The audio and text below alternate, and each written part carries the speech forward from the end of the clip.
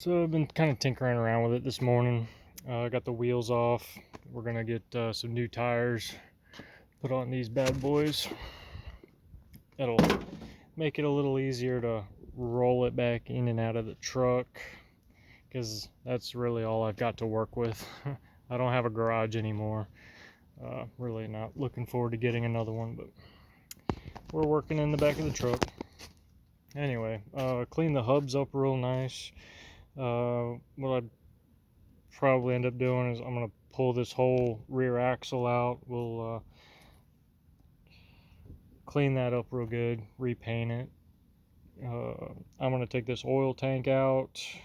I might look around and see if I could get a new one. Of course, this is a custom thing, but maybe if I could find something that'll work, maybe relocate it somewhere. I don't know. This is oil, and this is hot. Not good. Pulled that one little lead off. I am going to take the combustor off.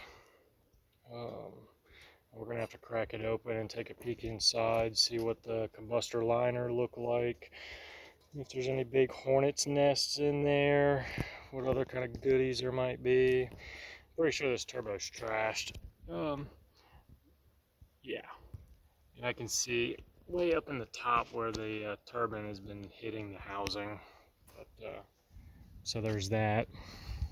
Anyone want to know, this little guy is a turbine outlet temperature probe, TOT temperature, and it wouldn't surprise me, maybe this is their turbine inlet temperature. So you're going to use this to measure your exhaust gases. Kind of critical when you start it up. You don't want it, it'll be about 750 degrees Celsius in this general vicinity. You don't want it to be much hotter than that, or you risk burning up that turbine.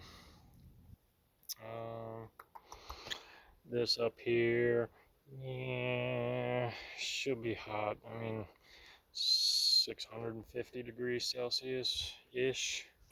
So I went ahead and cracked these fuel lines. These are, yeah, looks like one fuel supply line down in there. Yeah, hey, look, a little gauge. That's neat. I'd like to put those somewhere a little more convenient to monitor, you know. That's just me, but you know, what the fuck do I know? These are solid, these are steel lines, which I told was what you needed. I'm gonna crack these loose, take this combustor off, take these off. That'll free this up. That'll get this combustor out the way. Take the oil tank out. I'm gonna pop the axles out, clean that up. We'll start cleaning up this mess down in here. Maybe come up with a different design, maybe get rid of these little rusted out pieces. I'm thinking some fancy diamond plate. I don't know, we'll see. I think I found out what that big tank is. I think that is actually the oil tank. This is more or less just like a catch tank, or a scavenge tank, I think is what they call it. Because after that hot oil comes back out of the turbo bearing, comes into this scavenge tank. And I noticed there's a little pickup down here at the bottom, so the oil pump will source oil out of this tank, probably pump it back to that tank. I don't know. I mean, what do I know? Clearly, I don't know anything. I spend money on dumb shit like this, but I'll probably take this little fan out. We'll get another one, little $20 fan. And we're gonna start figuring out how this magic stuff works. Clean this up. We'll paint this, because this is not going to get too hot. This is just compressed air right into the combustion chamber. This really shouldn't get all that hot. You could probably hit this with some high temp paint and it should be okay. It shouldn't get like super duper hot. I mean, I'm not going to go like stick my tongue on this bitch, but the liner in there is supposed to keep the flame kind of focused in on this flame tube here into the turbo. Ideally, the flame really shouldn't be in the turbo.